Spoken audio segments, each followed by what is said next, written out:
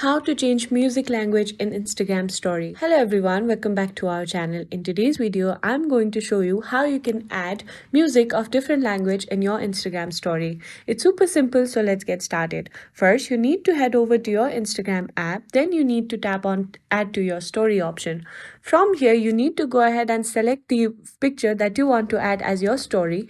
Once you do that, you can see the music option in the top. Simply go ahead and tap on that.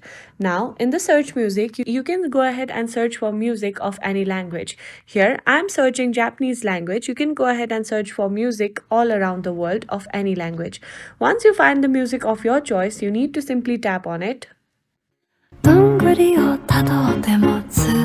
And just like that, you can add music of different language on your Instagram story.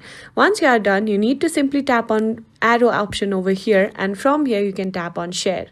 I hope this video was helpful. If it was, please give this video a thumbs up, subscribe to our channel, and I'll see you in the next video.